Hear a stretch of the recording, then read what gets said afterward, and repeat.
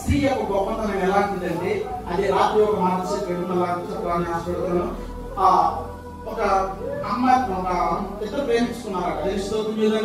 ఇద్దరు ప్రేమించుకుంటే ఆ యొక్క అమ్మాయి ఏంటంట, నువ్వు ఎంత ప్రేమిస్తున్నావు అంటే వాడు చెప్పలేనంత ఉన్నాడు. తెలుస్తుందా ఎంతన్నాడు? చెప్పలేనంతగా ప్రేమిస్తున్నాడంట. నువ్వు కాదంటే అయిపోయాడు. తెలుస్తుంది కదా? ఏమన్నా నువ్వు నన్ను నచ్చలేదని నేను చచ్చిపోతాను అన్నాడు. నేను అంటున్నాను, ఆ అమ్మ ఏ రోజు నేను ఏం చేసిందా అంత నిన్ను అవమాసం పోసింది ఎవరు? నువ్వు కడుపులో పడ్డగా నుంచి కనుపాపం వాళ్ళు ఏదైతే పాపం కాల్చి ఏ టయానికి నీ ముందు టయానికి నా టయానికి నేను చేస్తే ఆఖరికి పురుడు పోసేటప్పుడు కూడా ఒక్కసారిగా అంత ఎప్పుడు ఎలాగైతే ఈడికి నొప్పొచ్చిందో అలా నొప్పొచ్చు. తెలుసుకోవచ్చు కదా? అయినప్పుడు కూడా స్త్రీ కుమారుడు చూసుకోగానే ఆ యొక్క నాదు కూడా మర్చిపోయాడు. ఆ దినాలంట మన ఈ రోజున ఎవరైనా అమ్మాయి పుట్టిన ఫోన్ చేసి అడుగుతాం, అబ్బాయి అమ్మాయి ఇంకోటి 40 రూపాయలు. ఆ దినం అంట స్త్రీలు కాకపోయితేనంట కుమారుడు పుట్టారా కుమార్తె చెప్పంట తల్లి క్షేమంగా ఉండాలి అంటారు. ఈ రోజు ఎవరన్నారా తల్లి గురించి చెప్పడం పిల్లల గురించి అడుగుతారు. ఎందుకని 2వ జన్మ ఎత్తుకండి మరణం వచ్చిందంట. ఒక స్త్రీ ప్రశ్నించేటప్పుడు అంత బాధపడిందంట. అలాంటిది ఈ యొక్క యవనస్తుడు ఆమె లేకపోతే నేను చచ్చిపోతాను బ్రతకలేనంటుంటే నిజమేనా అన్నంట. ఇంకా ఆమె పిలిచి నేను చెప్పే పని చేస్తా ఉన్నంట. చెప్పు ఏదేం చేస్తానా సరే నీ తల్లి గుంటికాయ నాకు తెచ్చిమన్నాడు. తెలుస్తుందా? ఏం తెచ్చిమన్నాక గుంటికాయ అంట. ఇది ఇడ్లీ తమ్మన్నట్టు గుంటికాయ తమ్మన్నట్టు నేనేం చేయాలా? ఇక అసలు మైండ్ ఉందా అంటే మైండ్ వెళ్ళిపోయింది. రిఫ్రెష్ వెళ్ళిపోయాడు. ఇక అమ్మాయి వెళ్ళిపోయాడు.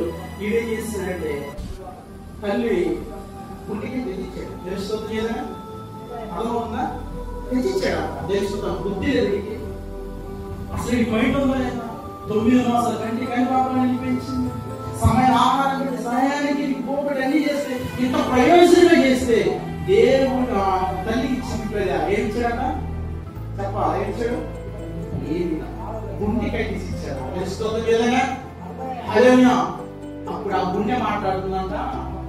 ఆ అమ్మ చంపి ఆ గుండెకాయ తీసుకొని లగుతుంటే తన పీసుకెళ్తామని గుండె మాట్లాడుతుందంట. గుండె అయ్యా జాగ్రత్తగా పడిపోతాయో నువ్వు, నీకు దెబ్బలు తగ్గుతాయని ఆ చేతిలో గుండెగా మాట్లాడుతున్నాడు. అలాంటిది ఒక తల్లి ప్రేమ, అలాంటిది ఒక స్త్రీ ప్రేమ. తెలుసుకోవచ్చు ఏదైనా చూడండి, సొంత పేరు పుట్టినటువంటి తల్లి గుండెగా కోసం ఒక ప్రియసరాలు వెళ్తుంటే అప్పుడు కూడా తల్లి తన గుండె మాట్లాడుతుందంట. అయ్యా నా బిడ్డ నువ్వు పడిపోతానేమో, ఇదిగో చిన్నగా నీకు ఎక్కడ దెబ్బలు తాగుతాయేమో, ఎక్కడ నీకు దెబ్బలు తాగుతాయేమో. అప్పుడు కూడా ఆ గుండె తనతో మాట్లాడుతున్నాడు. తప్పకుండా దేనికి స్తోత్రం లేదంట. హల్లెలూయా, దేనికి స్తోత్రం. అలాంటి తల్లిదండ్రులు మనం ఈ రోజున మిస్ చేస్తున్నాం. అలా తల్లిదండ్రులు మనం చూడలేకపోతున్నాం.